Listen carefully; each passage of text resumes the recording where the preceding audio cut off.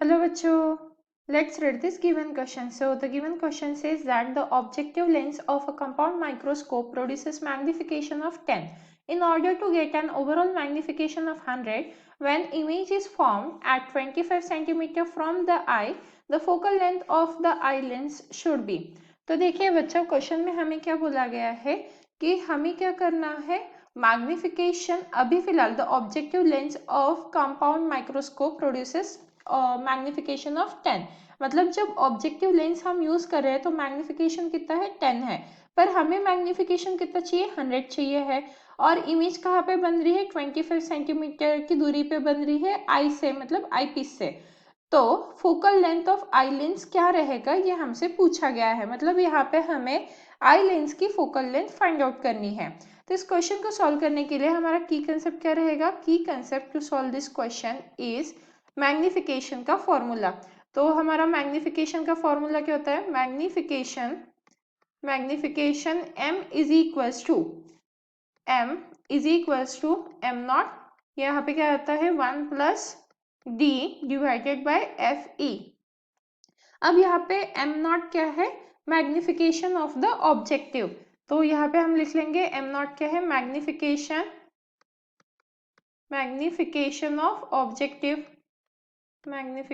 Of objective.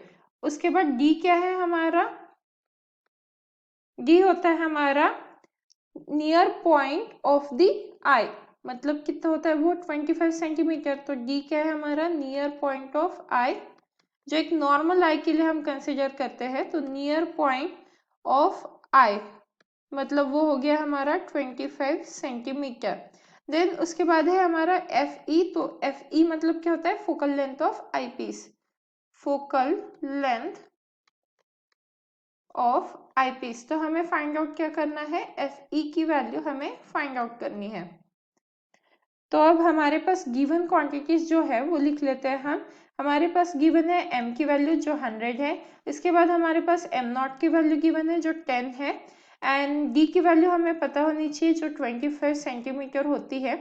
तो अब हमें इससे एफ ई फाइंड आउट करना है। हमारे पास सभी वैल्यूज है, एक इक्वेशन एक अननोन, तो इजीली हमें एफ ई की वैल्यू मिल सकती है। तो ये 100 हो गया m के बदले, फिर m नॉट की वैल्यू मतलब यहाँ पे 10 आ जाएगा, इन ब्रैकेट 1 प्लस d की वैल्यू है 25, तो ये आ गई 25, और एफ की वैल्यू हमें फाइंड आउट करनी है। तो अब इसे सॉल्व करेंगे हम, यहाँ से ये 0 से ये 0 कैंसल, तो 10, फिर यहाँ पे क्या हो जाएगा, -1 is equals to 25 by F E. तो यहाँ से एफ 25 बाई एफ ई मतलब आ जाता है ये 9, क्योंकि 10 - 1 इज 9। तो फिर हमें एफ ई फाइंड आउट करना है। तो F E is equals to क्या आ गया हमारे पास, 25 बाई 9 सेंटीमीटर। तो अगर हम ऑप्शन चेक करते हैं तो जो हमारा ऑप्शन बी है वो परफेक्टली मैच कर रहा है। Hence the final answer for the given question, that is the focal length of the eyepiece should be 25 by 9 centimeter, which means option B. Hope you understood it well. Best of luck.